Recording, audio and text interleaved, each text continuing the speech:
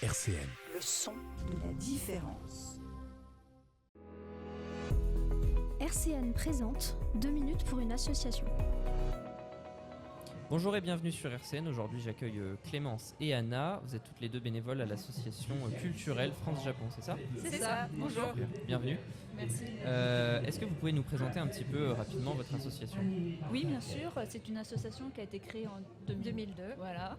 Le but, c'est d'enseigner le japonais. Donc, on a 5 niveaux, dont 2 soirs, c'est réservé pour les débutants. Ok. Voilà. Donc, on a des cours d'1h20, 1h30 selon le moment. D'accord. Donc là, vous êtes présents. Le but, c'est de recruter des personnes qui vont apprendre le japonais ? C'est ça. Donc, durant toute l'année, on a certes des cours, mais on va aussi prévoir des soirées où on va découvrir la culture japonaise. Ok. À travers par exemple une initiation à la calligraphie ou des ateliers d'origami ou autre chose qu'on peut proposer aussi. Alors, vous faites pas ça que entre francophones ? Non, on fait ça aussi avec des étudiants qui viennent du Japon, donc qui sont à la fac à Nancy, donc on essaye de les recruter quand on les voit dans les couloirs. Ok. Donc ils viennent dans notre association, ils viennent surtout 5 fois par an en fait, on fait des ateliers culinaires, on fait des ateliers un peu culturels où là ils viennent et ils nous expliquent un peu dans leur province ce qu'ils mangent et Ok. du coup soit on fait ce qu'ils mangent, soit ils amènent ce qu'ils mangent et du coup Ok. on échange donc des gyoza contre une blanquette de veau et voilà. Ok, génial.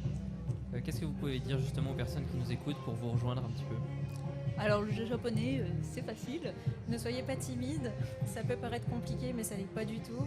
On a un site web où ils peuvent avoir toutes les informations, donc c'est www.nancy-japon.com et ils peuvent y aller, il y a toutes les infos dessus, les horaires, les tarifs, ce qu'on fait, enfin voilà. Et puis j'imagine que le japonais, quand on le fait de manière ludique avec plein de gens autour, c'est aussi plus sympa. Oui, c'est beaucoup plus agréable et surtout qu'avec les étudiants japonais, on essaye d'échanger, de trouver des après-midi ou des soirs où on peut se réunir avec eux et discuter tout en japonais. Merci beaucoup pour cet échange. Merci à vous. Donc, c'était l'association culturelle France-Japon. Merci. Merci beaucoup.